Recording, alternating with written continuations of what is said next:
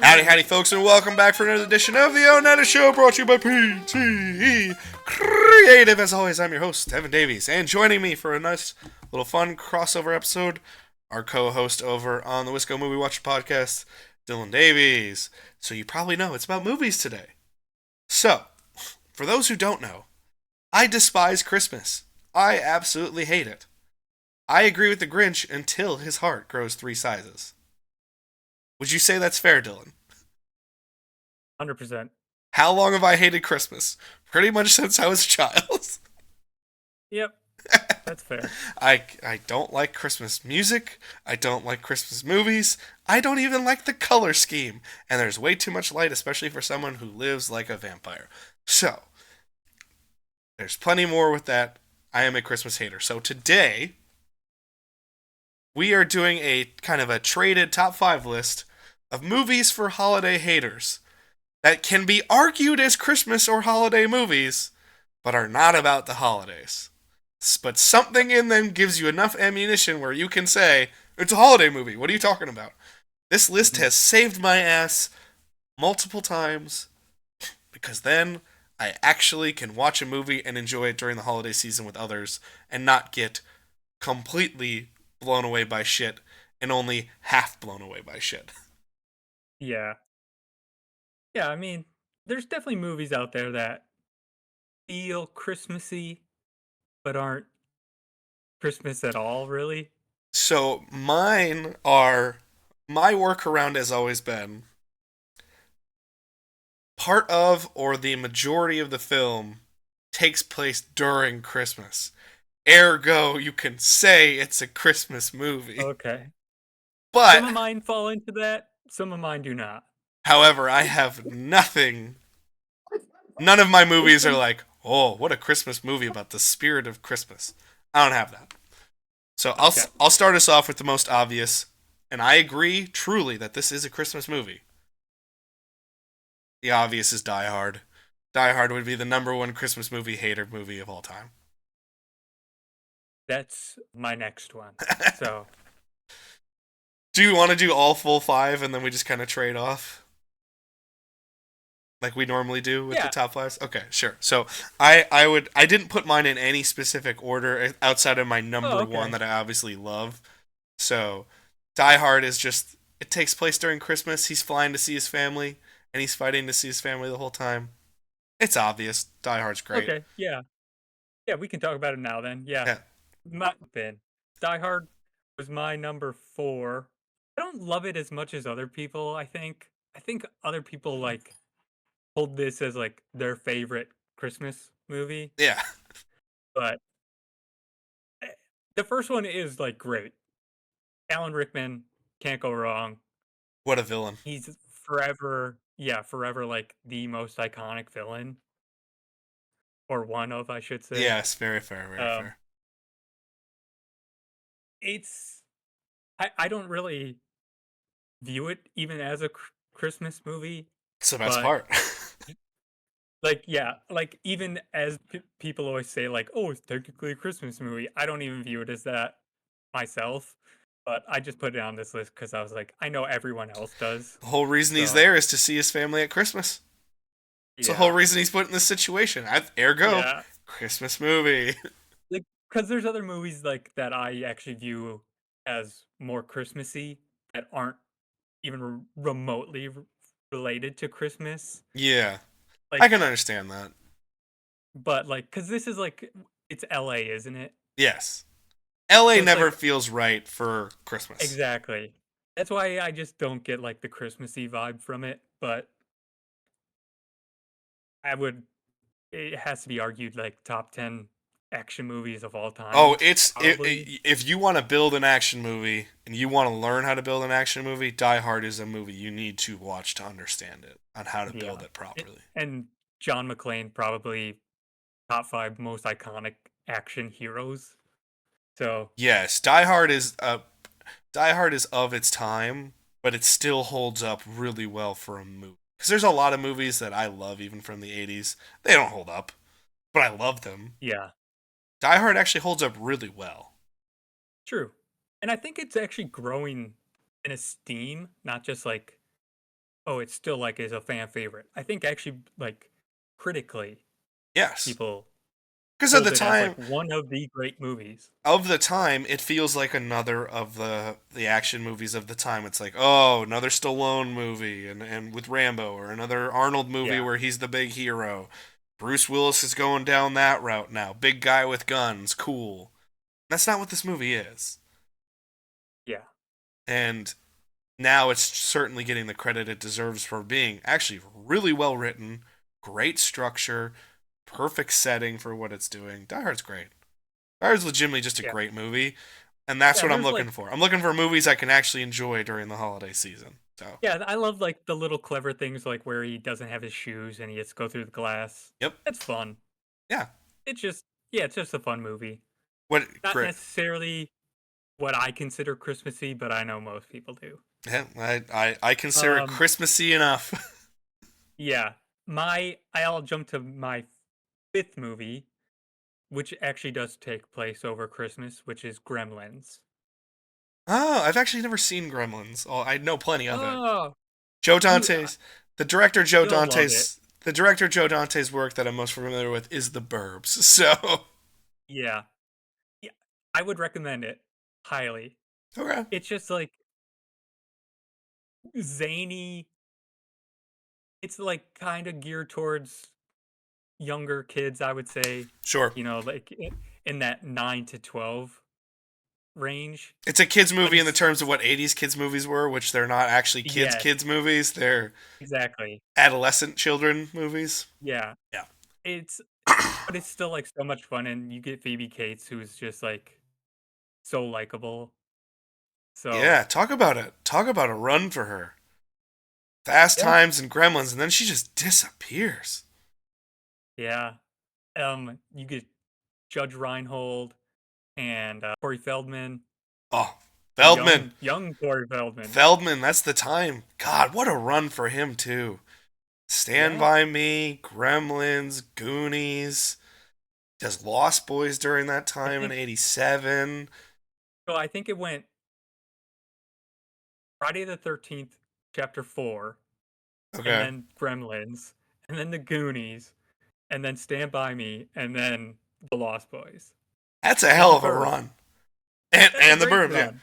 That's a hell of a run. And that's why it's a travesty what happened to him in his personal life.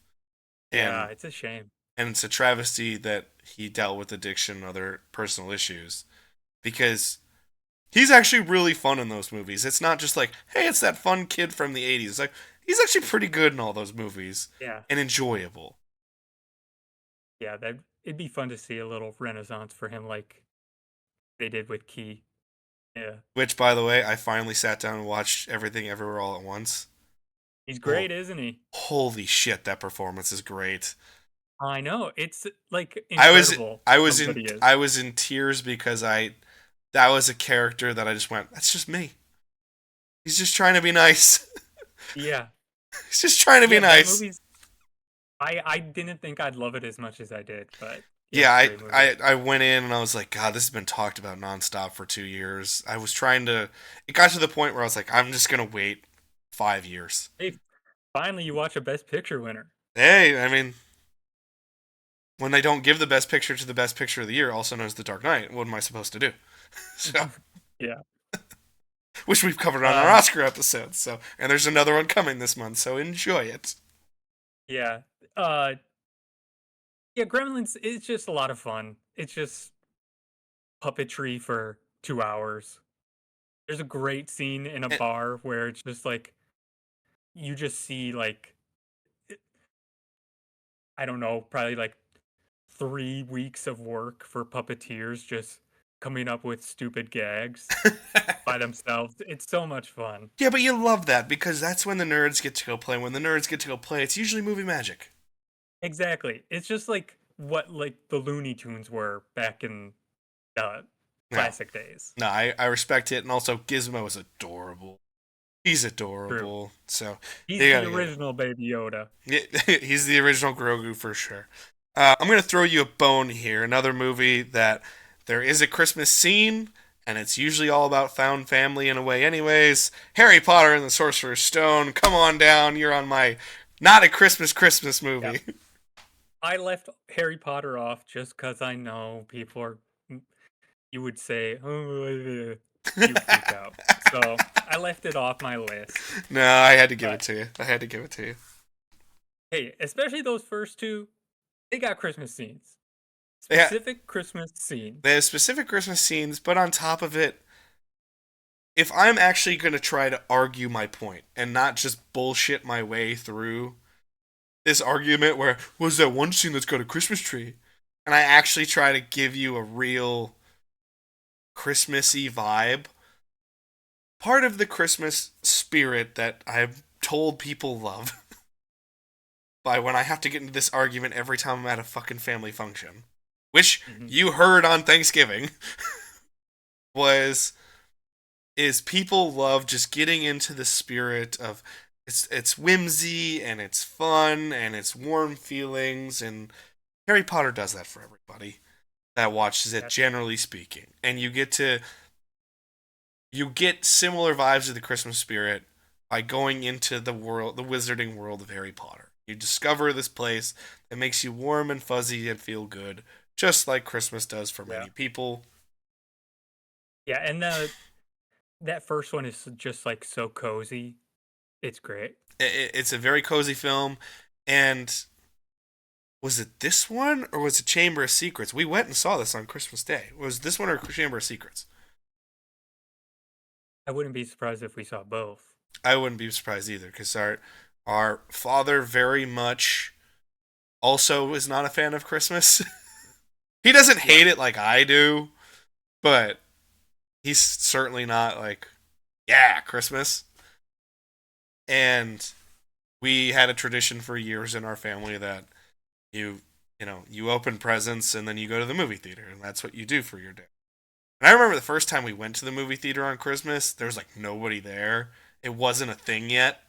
And Yeah, now exactly. so many families are doing that as their tradition. It's like, well, what else is there to do? Let's go to the movie theater. And I also, as much as I love that tradition, I do feel bad that that means that people that work in theaters can't get the day off and they have to Sure. work. That always makes me feel not great. But admittedly, as an audience member, it's a really fun tradition to do. And I think it was maybe Chamber of Secrets, but I'm not sure. But we definitely saw at least one of these in theaters at the Christmas window. So Yeah. And I would argue Hedwig's theme is like total Christmas vibes with the bells and everything. yes, there's certainly some Very music in there that's Christmassy. very Christmassy. Yes. Yeah. And even the theme, because it's using the light bells in there, it's got a little bit of it's Yeah, got some Christmassy definitely vibes. is. But yeah, I had to throw you a Um, bone, but also that is something that someone said, I want to watch a Christmas movie. And if I had to fight and they're like, well, we'll watch Sorcerer's Stone, I'd be like, fine, I'll watch it. yeah. Because I could have put multiple Harry Potters on here, but I didn't. So I Sure, just left them off completely. sure. My number three was The Holdovers, which I don't know if you've seen. Came out last year. Oh no, I Nominated for haven't Best seen that. Picture. I want to watch that. That talk about a cozy movie. It is just cozy. It's a delight. And then I was I was okay with Paul Giamatti not winning Best Actor simply because Brendan Fraser won. So I was like, I can't complain. Okay. But yeah, he's really great in it. And then I can't remember the supporting actress's name. It's like Divine something. She's like gives a great performance. She 100% deserved the Oscar. And then it's just like a simple story, but of like three characters. That's really it. They're just stuck Just over the holidays at a college, and that's what that is. yeah, it's just a simple story. It's great. The only thing Yeah, is, just really I think really cozy. the marketing of that movie failed them because, like many Oscar movies, I didn't know about its release until like right beforehand because we were in the theater, and it was like the Yeah, holdovers for Christmas, and I was like, that actually looks like something I might want to see. Maybe not in theaters. I might want to watch that in home video, on a nice January night where it's cold and the snow's blowing. that'd be really fun and a nice night. But I was like, this movie's coming out in 2 weeks, and I haven't even heard of it. I usually do a pretty good job of keeping in the know about movie releases, so I was like, okay. Yeah. But yeah, no, it looked like a fun movie, and anytime you get Paul Yeah, Giamatti in like a grumpy role, it's kind of fun. it's it's just that I think like movies like this nowadays just get buried just cuz like you never really know if like are they streaming exclusive? Are they going to be theatrical releases? Like movies like this just don't do well anymore, Well, movies which is movies like this a also, shame. I'm glad you brought up the streaming exclusive part of it. Movies like this don't aren't even made, and then Exactly. when they are released, they're limited release for a week or two at Christmas, solely so they can get Oscar consideration. Because that's how movies like that Yep. make money, is when people go back and they'll pay to rent the movie on Amazon, and then they get a better rights deal when they do get a streaming deal, so that people want to see it because there's Oscar buzz about them. And it's a sad Yeah. reflection of the times. It's again, it goes back to the consumer circle that we've created as consumers in the movie industry, where we all like, why isn't there any movies like that? Because none of us go to pay to watch them. Yeah, exactly.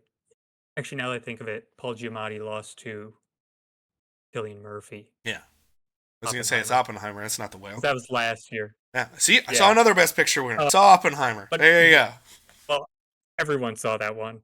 Yeah, Um, that's because people finally got smart. yeah, it's Alexander Payne directing and writing it, so it's a little reunion between him and Paul Giamatti from Sideways, Okay. which is nice. Paul Giamatti's just great. I love him. He's so underrated. I It's still really I cozy. still remember how It's gutted fun. I was when Amazing Spider-Man 2 cast Paul Giamatti as a villain. Oh, And I was so yeah. excited because like that's a real actor playing a real role finally. And then he plays the most stereotypical Russian idiot as the Rhino, and Yeah. you're like, this, this is what Paul Giamatti's doing. Are you kidding me? Oh, Yeah. hurtful, hurtful. All right, we're gonna continue here. This one is actually considered by some to be a true Christmas movie. I don't, because I don't think it's Christmassy enough to get. It's not about the whole usual Christmas spirit bullshit. But many people consider this one, so this might be a cheat by some people on this list. Well, with Home Alone, I legitimately love Home Alone. I think Home Alone 2 is also very fun. I like the I traps of Home consider Alone that 2 more. I consider that a traditional classic Christmas movie. I just don't think it's got enough bullshit Christmassy in it. But I do have a backup in case people consider this too Christmassy. Because to me, it's not about anything Christmassy. It's just like he's abandoned by his Oh, family I at Christmas. I completely agree with that. So that's But why I get it. I mean, I understand. It's in this weird place where I don't you get consider that it a Christmas Christopher movie. Columbus cozy stuff Oh, yeah, Christopher Columbus just makes cozy movies. and a John Williams score. Oh, yeah. Well, that's one of those weird, really underrated, no one talks about John Williams scores Yeah. where yeah, everyone's always talking about Star Wars and Indy and Harry Potter and Jaws and Superman and all this shit. That's obviously iconic and amazing. No one talks about Home Alone. Great score. I was gonna say, I bet if you played the Home Alone score, most people probably would be able to tell you, "Oh yeah, I think It's Home that's Alone. Home Alone." Yeah, no, It's like weird. It's like weirdly, strangely iconic. yes, very much so. So, in case Home Alone was a little too traditional for some, because there is one scene at Christmas time, went with Miracle, the film about the 1980 Oh, hockey sure, team. All right, sure, that yeah. was my backup in case Home Alone was a little too Christmassy for some. So, Miracle has become a comfort movie. I didn't watch Miracle until about 2 years ago because it just never Huh, pulled me yeah, in, which is hilarious because I love sports movies for the most part. But yeah. God, I watched it. I watched it when it first came out, and then I just rewatched it. I think last year, actually. I actually like that movie quite a bit, it's but damn good. It's damn I good. enjoy I enjoy pretty much all those like mid aughts Disney sports movies like Glory Road and all that, I You do love they hit Glory a Road a lot, yeah. they hit a sweet spot for me for some reason. Miracle is, in my opinion, probably the best. What I've seen of Invincible, I don't like, but that's mostly because I just don't like Mark Wahlberg. Yeah, that I've one's the weakest for I've sure. I've been around you while you've watched Glory Road, and Glory Road just didn't pull me in. It Oh, that felt one's well. It bad. also didn't. It came out at the same time as Coach Carter, and I was like, this is far inferior to Coach Carter in my mind. So Well, it came out like 2 years after. it just felt like, I don't need another It's basketball got movie right Booby now. Miles in it. Oh, Booby Miles of Friday Night Lights fame. Nice. Yes. I will say that's one of those actors that never got more than like that role or Yeah. two, and I'm always like, Antoine Fisher. I'm Yeah. like, I think he could have done some more. I think he's got some charisma to him. Yeah. That's where I always dream if I ever became like a big director, I would just be pulling rando people, even for cameo roles. I'd be pulling rando people from movies I watched way back in the day and be like, I just wanted to give them some work and just have some Yeah. fun. And he would be one of those guys I'm like, because people would be like, why'd you put him in the movie? I'm like, Booby Miles, Friday Night Lights, baby. Yep. And he is a good actor. Yes, he is.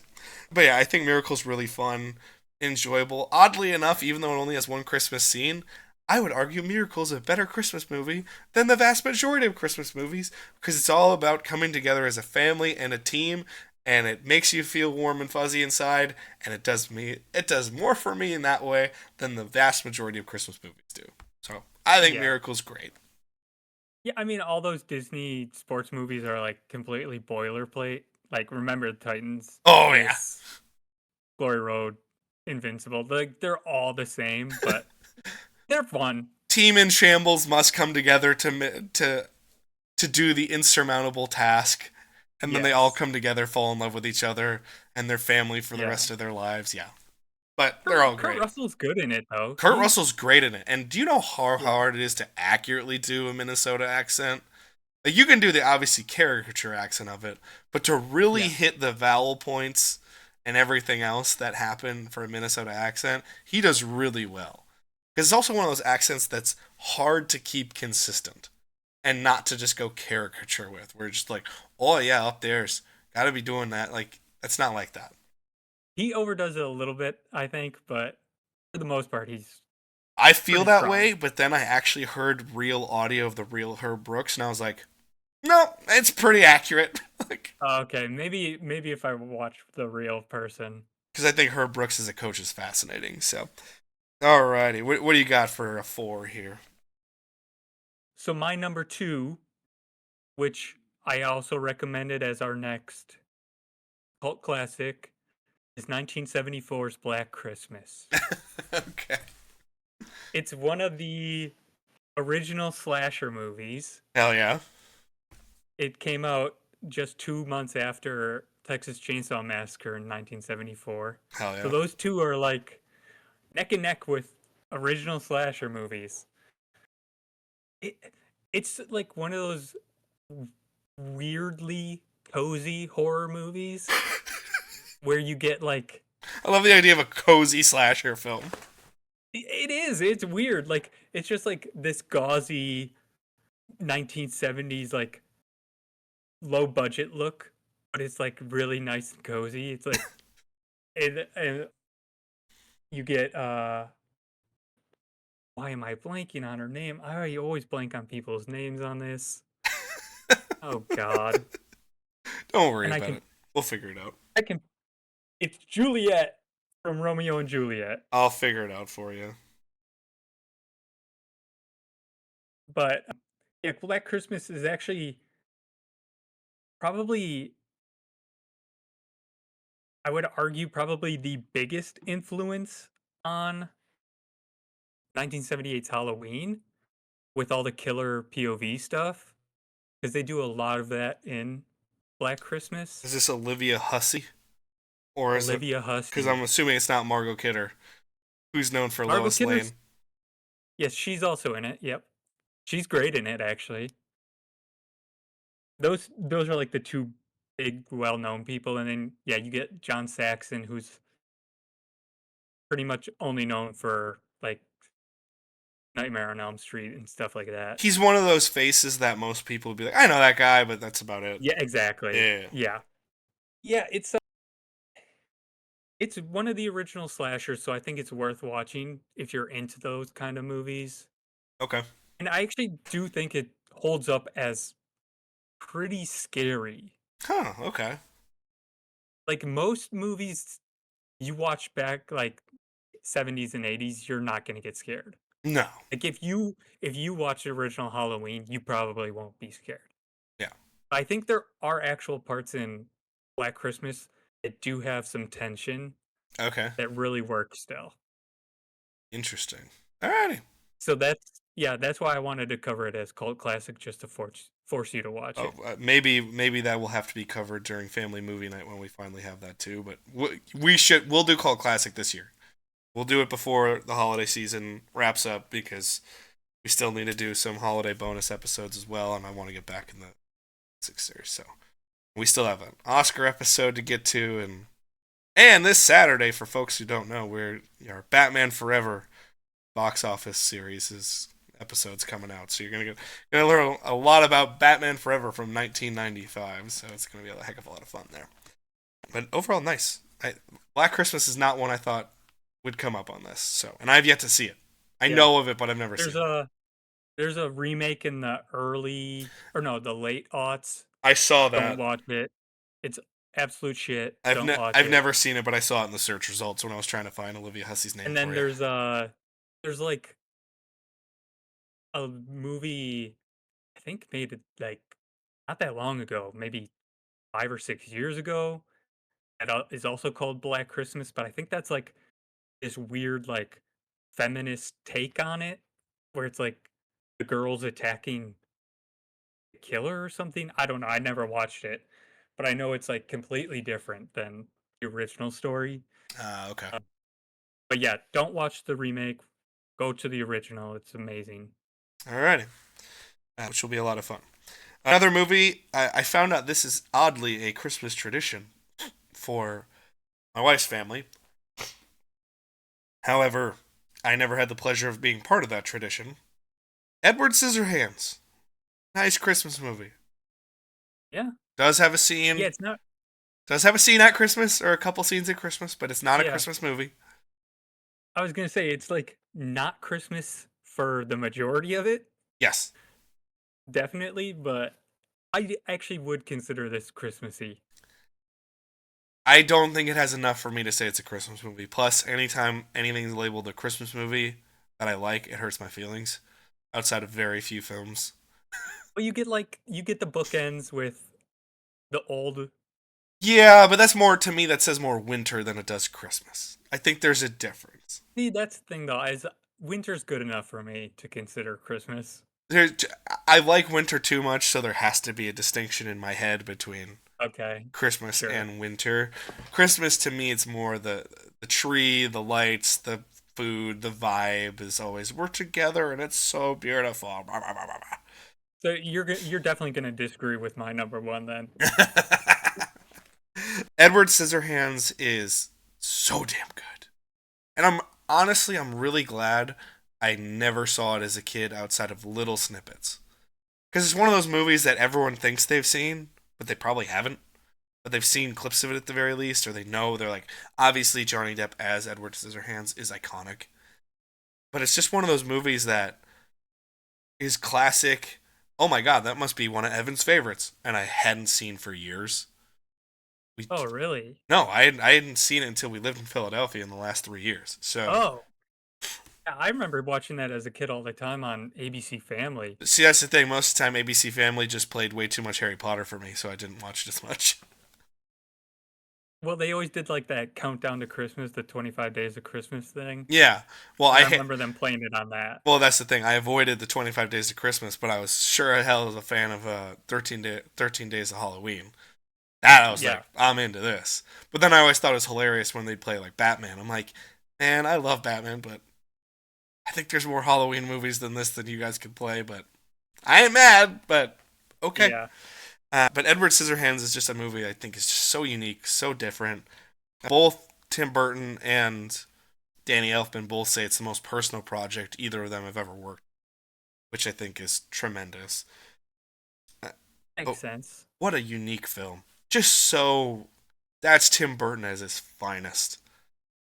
Yeah, like a outsider who's just like completely misunderstood and kind of shunned. Yes, Yeah, what a beautiful movie, and also the chemistry between Johnny Depp and Winona Ryder, tremendous. great. I know they're in a relationship at the time in real life.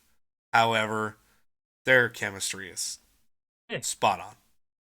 it goes. That's a positive for the movie. Yeah, that's all that That's a matters. benefit. Yeah. Yeah, So gotta love Edward Scissorhands. It's tremendous. I love it. So yeah. yeah. Production design is great in that movie. Love all the like pastel, just like Yes.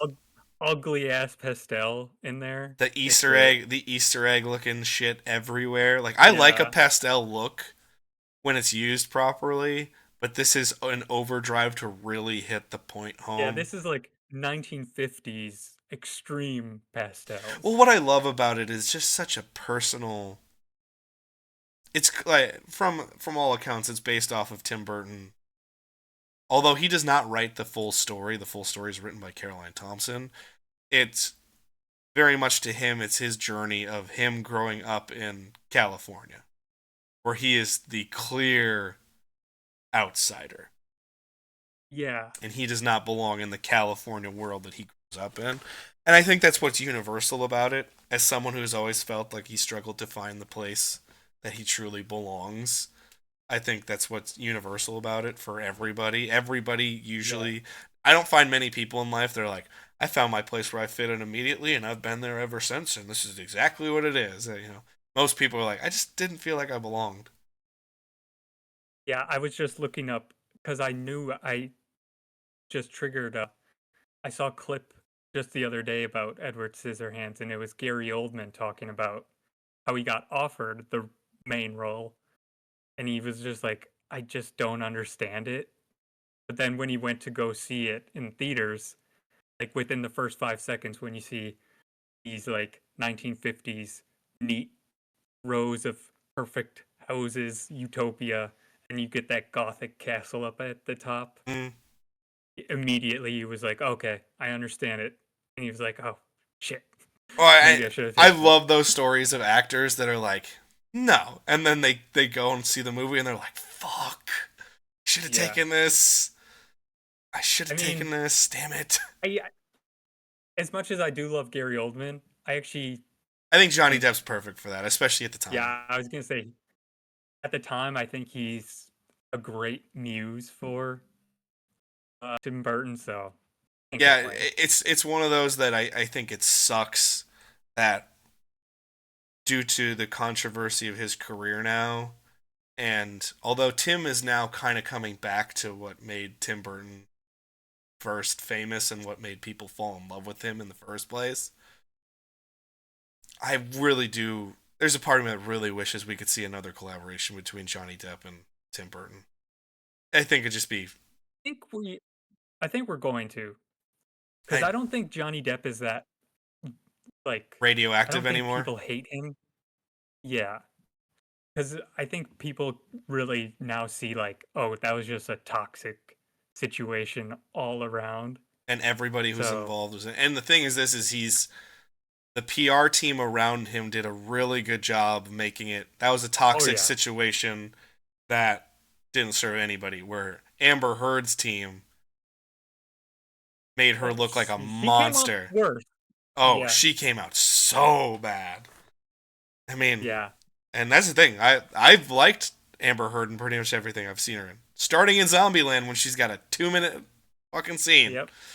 I've liked Amber Yeah. Heard in pretty much everything I've ever seen her in, and I'm just like, if I were making a movie, Yeah. I wouldn't touch her. I wouldn't do that shit. Absolutely not. I would love to see Tim Burton and Johnny Depp do something. I just don't want it to be like Edward Scissorhands 2 or Ed Wood 2. I just don't want to see, I'm not interested in the sequels I think to it'd the be really old fun to shit. do kind of a spiritual successor to something and have I want to him. see like something original from them though. Yes, but I think well, we'd be remiss if we did not mention the great Vincent Price in his final film role Yeah, post. I can't remember if this is technically his final film role or it's his final film role prior to his passing, but or it's the first one after his passing. It's in that period. hmm Because Vincent Price, Chef's Kiss, yeah, worship at the altar of Vincent Price. But uh, I would love to see Johnny Depp now get to be in that kind of role. Tim Burton. You get to that'd be be. fun. I think that'd be really fun and enjoyable. But Edward Scissorhands would be a two for me. Love Edward Scissorhands. My last one, my number one, you're not gonna agree with this because what you just said is the girl with the dragon tattoo. Oh wow! Okay, 2011's the Daniel Craig one, Rooney Mara. that's a great First off, movie. Rooney Mara gives like one of the best performances I would say in the past 20 years. And then it's Like hilarious because she's not in virtually anything of note after. But they tried to get her in she's shit. in well, she's in like a lot of smaller stuff now. That's the She just like problem. She never had a follow up to actually be like, we got to get Rooney Mara. well, They I tried and don't it think just didn't she work. I don't think she's interested in like these big giant movies. Well, Which it helps when that's you're the fine. heiress to two NFL franchises. Yeah, Exactly. you don't have to work and do that shit. Yes. When you're like, oh, Yeah. I'm partially and part of the ownership group of both the Pittsburgh Steelers and the New York Giants. It's like, well, I money ain't didn't a know problem. about the Steeler one. I knew about the Well, Giants. that's where the Rooney comes from. Is her name is from Ah. the Rooney family that owns the Steelers. Oh, So when they play, you it's learn always something that's new. half the time that's when I see any clip of her ever is when they play and she has to be like, I'm not really, I'm just happy for everybody that week. She can never actually like pick a winner. She's a really underrated actress though. Like she never gets mentioned with the greats of people working today, but when she gives a performance, it's like always great. Yes. And Daniel Craig is really good in it too. He never gets really mentioned because he just gets really typecast as Bond, and that's the only way he gets mentioned nowadays. It's unfortunate because I like him in everything I've ever seen him do. I've never seen Exactly. a movie And with Daniel Craig where I was upset about what Daniel Craig did. yeah, and I know he's getting a lot of buzz now for the movie he just did called Queer. I'm hoping maybe he'll get an Oscar nomination and maybe that'll help him like break out of that post Bond world. That'd be nice to see Yeah. because I mean it does seem like he wants to be done with that completely. Well, I don't blame him. he wanted to be done with it. I think post Casino Royale, Well, and he then definitely wanted to be done with it post Skyfall. post Skyfall. Oh, yeah, Yeah. well, also it's kind of hard to top Skyfall. And then that's the thing is, I will give Daniel Craig the ultimate credit in the world is this: there are so many people, Jennifer Lawrence and X Men, in which it is so abundantly clear they do not want to be in that movie, and then they act like that, and it's very Yeah. clear that they're just phoning it in, and the only people it hurts is themselves. Because Yep. then that makes people go, I don't really want to see you in anything else if you don't want to do this. Where say what you will about Daniel Craig, and I've seen every interview, and that's hurt me, that said, I kind of want to be done with this. I don't want to do this anymore. This was my concern, was that I was only ever going to be Bond, and I'll never be able to do anything else. Daniel Craig never gives a performance in a Bond film where it's like, oh, I don't want to do this, but I'm Bond, so I'm contractually obligated to do it. He never does Yeah. that shit. And some of his best Yeah. it could be argued his best performance as Bond is in No Time to Die. And that says a lot when you're on the fifth movie of that Probably franchise, is. and that's on the That or fifth movie of Casino that Royale. yeah, and it's in the fifth franchise film in a franchise that you don't want to be in. And it's the fifth time you play that character, and you're like, fuck. Yeah. So credit to him, So man. Credit to him. the Goddamn. reason I picked this as a non-traditional Christmas movie is simply because it's just like I think it's Scandinavia. It's I think it's Scandinavia. technically Yeah, it's in supposed to be. Norway. It's in Norway or Finland or Sweden. Yeah, it's in one of the three. Yeah, I think it's Norway. It's just Norway in the winter. So it's just like the extreme frigid cold of Scandinavia. It's Fuck yeah. yeah, it's really I love that movie.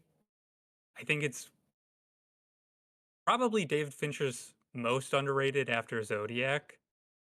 There. He never really gets mentioned as Well, one the of his best. well, the funny part is it had this like 2 year run where it just was on fire, where everyone wanted to talk girl. And I remember it was at the beginning of the streaming wars where more streamers were coming to play, and that was always a big movie to get. Was if you got Girl in the Dragon Tattoo on your Yeah. streaming service, it was a big deal. And now And they just no didn't one talks strike about it. fast enough for any sequels. Yeah, So that's why it just completely went nowhere. But yeah, they in the marketing for it, I think it came out either on Christmas or the week of Christmas, yes, very much so. and they marketed it as the feel bad movie of Christmas. But like when you're doing that, I mean, you got to kind of consider a Christmas movie. I'll take it because it's self aware, and I love that shit. And I love any time Yeah, you're like, it's the feel bad movie of the season, and you're like, yes. So yeah, props to it. And Daniel Craig yeah, and Rooney Mara are both great. yeah. Great supporting cast around them. It's fun. I love And it. the final movie on this list, to the shock of no one that knows me personally, going back to the world of Tim Burton. It's Batman Returns, baby. Let's go. Yep, knew that was coming. See, I can't really talk about it though, as people will probably hear in the Batman Forever episode. I haven't watched this movie in a long time. Apparently half your lifetime ago. So At least it's Batman probably been over that. Batman Returns is an eternal top 10 movie for me. It always has been, it always will be. I think it's the perfect marriage between a character I absolutely adore and a director that has inspired me tremendously. And Hmm. this is the movie that absolutely helps, one of the movies that absolutely helps cement my sensibility of what I like. Is Yeah, it's and it's the reason this movie holds up while the other Batman movies at the time do not, is because it's just in its own world, doing its own thing, and it's weird enough, but it's shot beautifully, and it updates well that people can go, I can watch this. Or even the '89 version of Batman's like, it's a little clunky, so doesn't hold up yeah. as well. And it 89 doesn't feel necessarily exactly like a Tim Burton movie Yes, as much. it feels like Tim Burton's directing a movie that a studio wants. Where Yes, this whereas feels like a Tim Returns Burton movie. is like 100% Burton. Right. But I think it hits. The reason I always argue it, beyond the fact that I love it, is a lot of movies at the Christmas time, if they're going to go a sadder route, are always about the personal reflection, trying to find your way, trying to find your people. That's this whole movie. It's the entire movie. Is is three main characters trying to figure out their place in the world. And how they do it is what makes them different. And it's all about found family in some ways, in which like the circus gang is there as Penguin's found family, and he's dealing with all his shit. That's what happens, and that's how he's trying to figure out his time. Catwoman, same deal. She's been killed essentially and brought back to life, and she has a new lease on life, and she's not gonna give a fuck. And Michelle Pfeiffer as Catwoman, fucking glorious. And that's why I love Michelle Pfeiffer to this day, and I'll watch anything Michelle Pfeiffer does. Even if I think it looks like shit, I'll still be like, Michelle Pfeiffer's in it. I'll try. I've watched Grease 2 because Michelle Pfeiffer's in it, and I think that movie sucks, but I was like, Michelle Pfeiffer, I'll do it. And obviously, I think Michael Keaton is tremendous in this movie. I think all the stuff that does involve Christmas is really fun, and they play this warped version of Christmas. I love the circus gang being around it because it's all these weird misfits that are doing sort of Christmassy performances and stuff. But It's obviously a warped version of Christmas that I absolutely adore. That's just seen a year later in better form in Nightmare Before Christmas. I love everything Yeah. about Batman Returns. It's glorious. It's the greatest gift that the Christmas season has, and I will fight for it tooth and nail every day of the week till the day I die. What a Yeah. performance. What a great movie. And it's so uniquely perfect for what it is. Gotta love Yep. I won't be rewatching it until we hit it for the podcast. that movie. That pains me because it's such a good, lovable movie to me. But I understand if it's not what you want to watch, it's not what you're going to watch. Well, I do like a lot of traditional Christmas movies as well, whereas Yes. you don't. So, The only traditional Christmas movies I like, and half of them aren't even traditional, I think I can name on a single hand. They're like all three iterations of The Grinch. I sure. like Christmas Vacation. Yep. Nightmare Before Christmas, I guess, kind of counts for most people. I would say Home Alone and Home Alone 2 to me are traditional. And by some people's standards, Home Alone and Home Alone 2. And the only, like, real obvious, like, oh my god, a Christmas movie besides that is I now have an affection for White Christmas from 1954 because it's my wife's family's, like, Yeah. And favorite then movie. And I know the all the trivia about it, even though I don't feel the need to watch that movie. and then classic It's a Wonderful Life, which is like probably creeping into my top 5, definitely top 10 movie of all time for me. Love that Wow. movie so much. I don't know if I've ever Um, watched it all the way through, and it's mostly because it's Christmassy and I don't need it. oh, I love it. I love Jimmy Stewart and I love Frank Capra. So, can't go wrong there. Well, one day maybe we'll get your holiday films, and then it'll just be me shitting all over them because it'll be fun. Who knows? It'll be fun nonetheless. So, but that has been our top 5 list for holiday haters. Movies that you can watch during the holidays and argue somehow that they are for Christmas. So if people say, let's watch a movie, you can recommend these instead of watching the same old shit that everyone wants to see. Like we had to do when we sat and watched A Christmas Story 3 times in a row because our family couldn't decide on what they wanted to do. Hence the reason I hate that film. Yeah, I don't think I've watched it since I was a child. Yeah, because it's always what happened. It was playing on TBS, mom or dad turned it on, and then it was always the fucking bullshit of it's Christmas, we should do something as a family. But no one had an idea, no one had any suggestions, no one had any Yeah. idea what to do, and you and I both just wanted to fuck off and do whatever we wanted to do because we were kids. And I wanted to go play Pokemon, or I wanted to go do this, or you wanted to go watch your movie, or whatever. And there was never a suggestion, but we all had to sit there in that awkwardness of watching the same goddamn movie over and over again until we figured out what to do as a family. Hence the reason we started going to the movies every Christmas, because at least it was something. Yeah. Yeah. But there was no turmoil whatsoever in the in the Davies household over Christmas whatsoever. None. Alrighty. But that has been a wonderful episode of the ONETA Show brought to you by PT Creative. We thank our co-host Dylan for this visit over on the show, and go watch us over on the Wisco Movie Watch podcast every Saturday. As we said, you're getting Batman Forever on this Saturday's show, but we're going to do some Oscar stuff. We're going to do some Black Friday, Black Christmas stuff previous to the holidays, so it's going to be a heck of a lot of fun. Peace, love, and hugs to you all. Goodbye!